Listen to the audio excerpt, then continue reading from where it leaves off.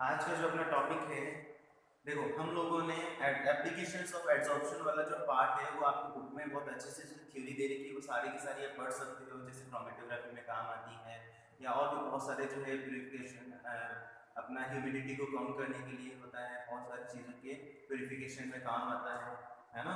High vacuum को create करने में काम आता है, गैस मास्क में काम आता है, अपने हेट्रोजेनियस कैटालिसिस में काम आता है, और उसको सेपरेट करने में काम आता है, बहुत सारी ऐसी चीज़ों में ये काम आता है। तो ये एप्लीकेशंस हैं जो आप इजीली अपनी बुक में पढ़ सकते हो। आप लोगों ने अगर एनसीईआरटी खोल रखी है तो इसमें ये सारी की सारी चीज़ें लिखी हुई हैं, ठीक है। उसको आप अच्छे से देख लो और पढ़ लो, ठीक है। अब आप आगे देखें, अब अपना जो नया टॉपिक शुरू हो रहा है वो हो रहा है कैटालाइसिस। क्या हो रहा है? कैटालाइसिस। कैटालाइसिस उसके एप्लीकेशन ऑफ एडसॉर्प्शन से जस्ट आगे वाला पार्ट है, बहुत अच्छा है, ये भी बहुत इजी है, कुछ नहीं है। आप लोगों ने कैटालिस्ट का नाम तो सुन रखा होगा, जो क्या करते हैं रिएक्शन में, रिएक्शन को इनिशिएट करने में हेल्प करते हैं। मतलब वो रिएक्शन में पार्ट नहीं लेते बट रिएक्शन की इनिशिएशन में हेल्प करते हैं, ठीक है। तो इस टाइप के जो होते हैं उनको हम लोग क्या कहते हैं? कैटलिस्ट कहते हैं। जो रिएक्टेंट में भी सेम सेम कंपोजिशन रखता है और प्रोडक्ट साइड में भी सेम कंपोजिशन रखता है, उसका हमने जितना मास यूज किया था उतना ही मास हमको फाइनल प्रोडक्ट में भी मिलता है। दैट मीन्स वो हम कह सकते हैं कि रिएक्शन को शुरुआत करने में हेल्प करते हैं बट रिएक्शन में पार्टिसिपेट नहीं करते। अब एडसॉर्प्शन होता है, एडसॉर्प्शन में आपको पता है वो सरफेस प्रोवाइड करवाते हैं। तो कैटलिस्ट भी एक ऐसा ही एलिमेंट होता है। अगर आप सॉलिड की बात करते हो, सॉलिड कैटलिस्ट लेते हो तो वो क्या करता है? अपना सरफेस प्रोवाइड करवाते हैं रिएक्शन होने के लिए, ठीक है। तो वो जो होते हैं वो कैटलिस्ट होते हैं, और ये जो प्रोसेस होती है इसको हम लोग कहते हैं कैटालाइसिस, और जो इसके अंदर पार्टिसिपेट करते हैं उनको हम लोग कैटलिस्ट कहते हैं।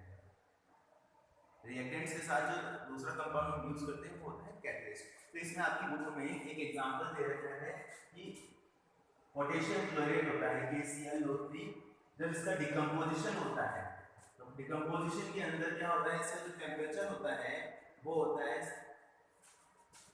653 से 873 के अराउंड होता है, 873 कैलोरी के अराउंड होता है। ये KCl प्लस इसमें O2 में, CO2 में, KCl प्लस O2 में ये कन्वर्ट हो जाता है।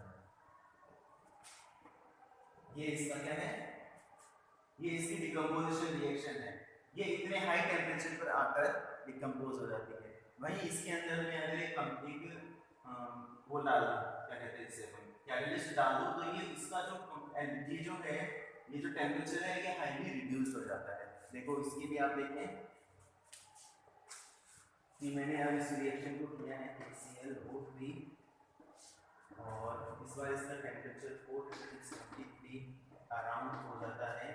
ये वापस से KCl होगा प्लस O2 होगा, बट इस बार मैंने इसके अंदर मैग्नीज डाइऑक्साइड MnO2 की प्रेजेंस में ये रिएक्शन करवाई है, ठीक है। यहाँ पर ये जो मैग्नीज डाइऑक्साइड है ये कैटलिस्ट की तरफ बिहेव कर रहा है। ये ना तो इस तरफ पार्ट ले रहा है, ये ना इस तरफ पार्ट ले रहा है, ये दोनों को क्या कर रहा है? रिएक्शन को इनिशिएट करवा रहा है। अब क्या होगा, इसने क्या है, जो रिएक्शन का जो इतना हाई टेम्परेचर था उस टेम्परेचर को बहुत हद तक इसने रिड्यूस कर दिया है। दैट मींस पहले जब हम इतना ज्यादा टेम्परेचर देते थे तभी डिकम्पोजिशन होती थी, अब इससे इतने कम टेम्परेचर में भी ये बहुत अच्छे तरीके से क्या हो जाती है? डिकम्पोज हो जाती है, ठीक है। तो ये जो पावर, ये जो होती है कैटलिस्ट की पावर होती है कि वो क्या करता है? रिएक्शन की जो एनर्जी होती है उसको वो कम कर देता है। एक्टिवेशन एनर्जी जिसे हम कह सकते हैं कि रिएक्शन को एक्टिवेट करने के लिए जितनी एनर्जी रिक्वायर्ड होती है उसको वो लो कर देता है, जिससे वो रिएक्शन आगे जाकर इजीली अपना प्रोडक्ट दे पाते हैं। इसके लिए इससे रिलेटेड ग्राफ भी समझें आप। इसे मान लो, ग्राफ समझना आप लोग,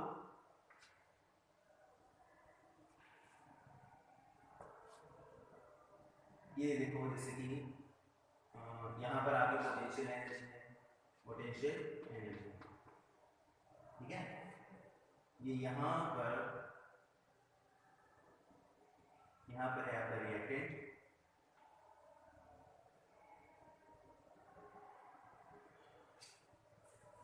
इस चीज को समझना।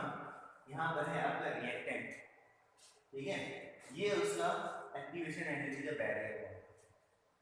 ये उसका एक्टिवेशन एनर्जी का बैरियर है।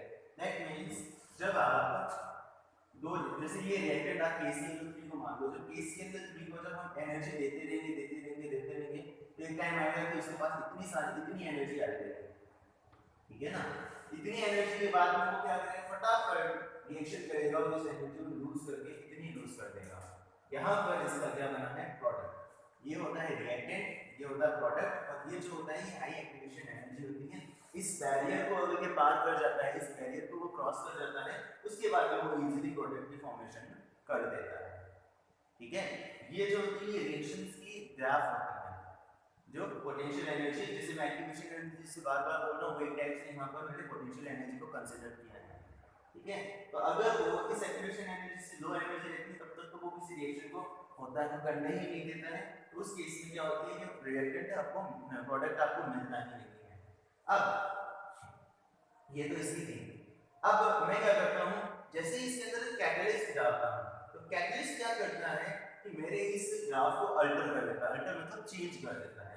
वो क्या करता है, इस ग्राफ को थोड़ा सा देखो, इनिशियली रिएक्टेंट की तो एनर्जी इतनी रहेगी,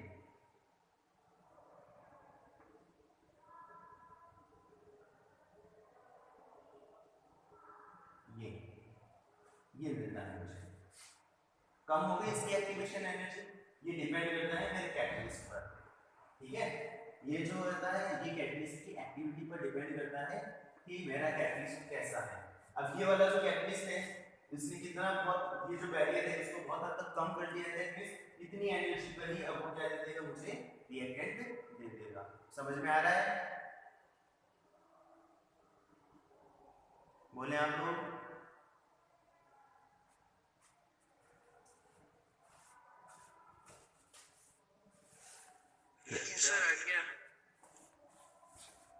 तो यहाँ पर मैं लिख देता हूँ एक बार के लिए रिएक्टेंट,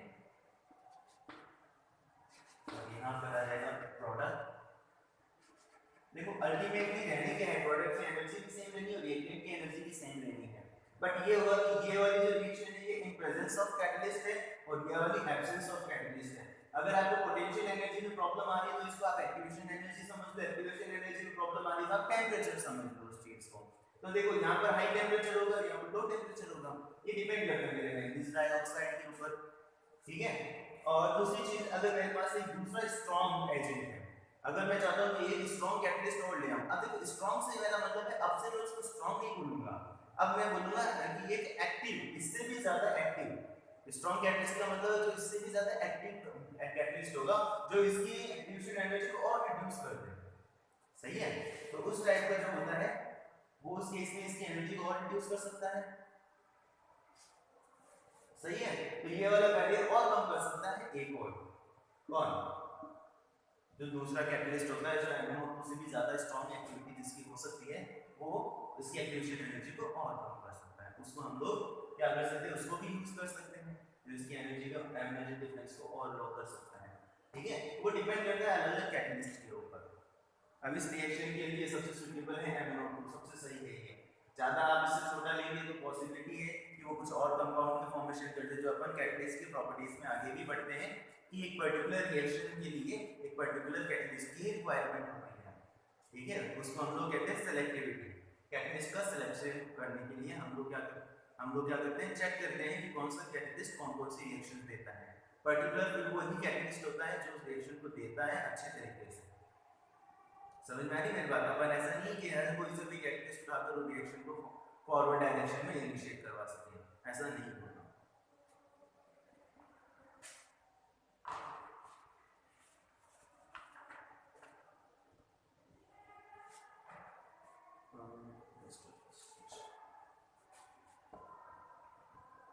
अब आप देखिए आपकी बुक में इसमें आगे आया है प्रमोटर एंड पॉइजन्स, ठीक है।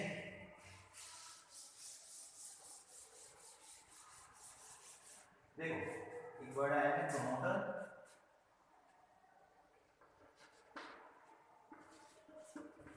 And poison, promoter and poison. ये जो वर्ड होते हैं ना, ये क्या होते हैं कि जैसे कैटलिस्ट होता है ना, तो कैटलिस्ट के साथ में इनको अलग से डाला जाता है। प्रमोटर तो क्या करता है, कैटलिस्ट की जो स्ट्रेंथ है, कैटलिस्ट की जो इस रिएक्शन को करने की जो एबिलिटी है उसको बढ़ाता है, प्रमोट करता है। उसको प्रोत्साहन दे रहे हैं। हिंदी में कहते हैं ना आपको वो क्या कहते हैं, जो भी कहते हैं, मुझे याद नहीं आ रहा वर्ड, तो वो क्या करता है, उसको स्ट्रेंथ देता है कि तुम ये काम और अच्छे से कर सकते हो। दैट मींस वो उसकी रेट को फास्ट करवा देता है। भले ही अब देखो वो क्या करता है कि एक तो ये हो सकता है कि अभी MnO2 है, ये रिएक्शन हो तो रही है बट इसके होने की रेट थोड़ी स्लो है, इसकी होने की रेट थोड़ी सी स्लो है। रेट समझ में आ रही है ना, अपन रेट के लिए केमिकल काइनेटिक्स में पढ़ा था, कंसंट्रेशन के डायरेक्टली प्रोपोर्शनल होती है ना। तो रेट हो सकती है वो थोड़ी स्लो हो सकती है, बट अगर मैं क्या करूं MnO2 के साथ अगर कोई प्रमोटर डाल दूं तो वो MnO2 के लिए क्या कर देगा, ज्यादा सरफेस प्रोवाइड करवा देगा, MnO2 को ज्यादा स्ट्रेंथ को बढ़ा देगा और वो क्या करेगा, इस रिएक्शन के रेट को फास्ट करवा देगा। जहां पर MnO2 डालने से इसकी रेट ऑफ रिएक्शन सिर्फ इतनी ही आ रही है। ठीक है, ये एक स्ट्रेट ग्राफ बनाया है जो क्या कर रहा है, सिंपल सी बात बता रहे हैं, जिसका स्लोप अभी कम है।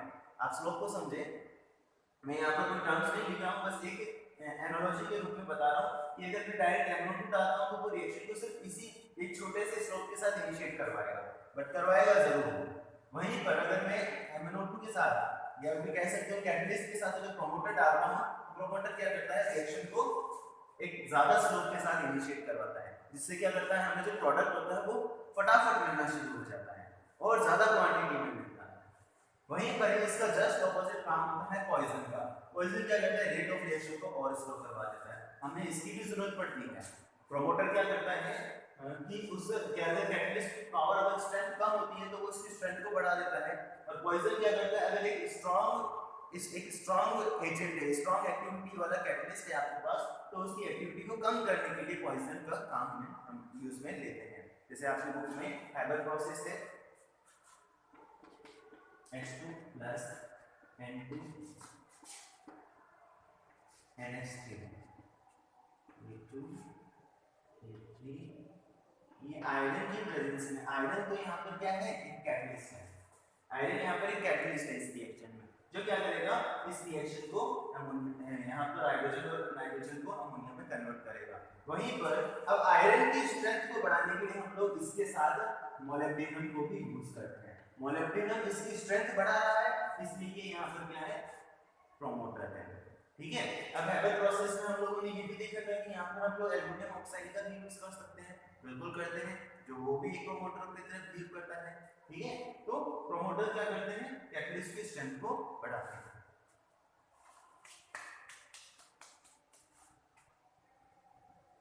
आ रहा है समझ में कुछ? Yes sir. अब है ना, अपनी एनसीईआरटी बुक में एक बार यहाँ तक का पढ़ लो, पॉइजंस एंड प्रोमोटर्स तक का पूरा पढ़ लो। ठीक है,